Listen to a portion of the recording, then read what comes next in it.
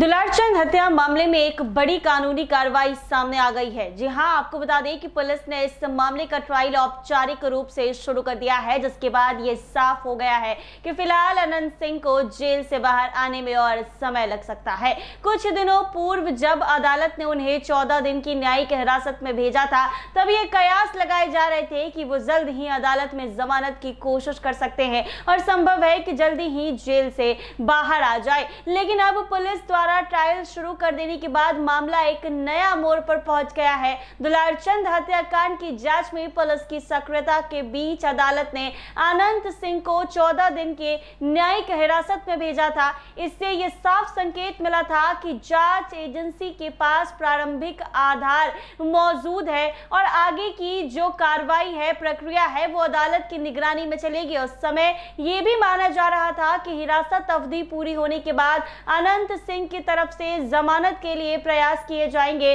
और वो अन्य मामले की तरह बाहर आने की कोशिश करेंगे।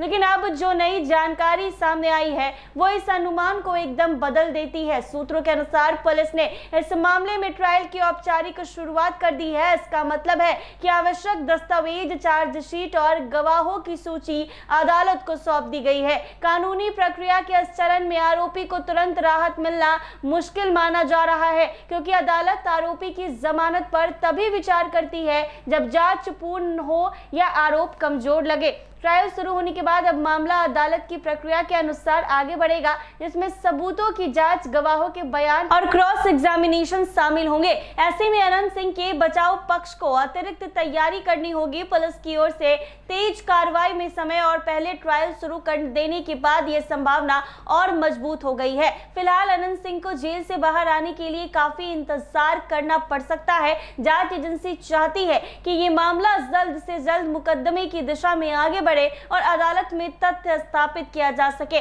पुलिस सूत्रों का यह भी दावा है कि उनके पास इस केस से जुड़े कई महत्वपूर्ण सबूत मौजूद हैं, जिनका इस्तेमाल ट्रायल में किया जाएगा। हालांकि बचाव पक्ष पहले ही पुलिस की जांच प्रक्रिया पर सवाल उठाते आया है और आगे भी अदालत के समक्ष अपनी दलीलें पेश करेगा।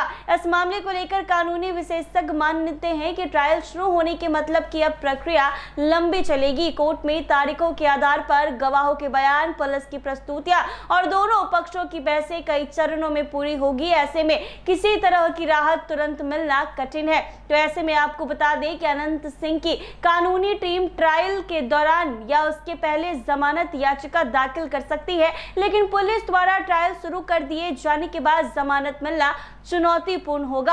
अदालत ऐसे मामले में तभी राहत देती है जब उसे लगता है कि आरोपी के जेल से बाहर आने पर जांच प्रभावित नहीं होगी या सबूतों से छेड़छाड़ की आशंका नहीं बनाई जा सकती है। दुलारचंद हत्याकांड में अनंत सिंह की गिरफ्तारी और न्यायिक हिरासत पहले ही राजनीतिक हलकों में चर्चा का विषय था। अब ट्रायल शुरू होने के बाद ये मामला एक बार फिर राजनीतिक और सामाजिक स्तर पर सुर्खियों में आ गया है। विरोधी दल इसे कानून व्यवस्था और न्यायिक कार्रवाई के तौर पर देख रहे हैं, जबकि समर्थक इसे राजनीतिक प्रेरित कार्रवाई बताने से नहीं चूक रहे। अब तक की उपलब्ध जानकारी के आधार पर यह स्पष्ट है कि अनंत सिंह को कुछ और दिन बल्कि संभवतः कई सप्ताह या महीने तक जेल में रहना पड़ सकता है। ट्रायल की शुरुआत से उनके जेल से बाहर आने की संभावना फिलहाल बहुत कम दिख रही है। तो ऐसे में अनंत सिंह को अभी और भी दिन जेल में रहना पड़ सकता है। ऐसे ही तमाम अपडेट्स के लिए बने रहे NBC 24 के साथ।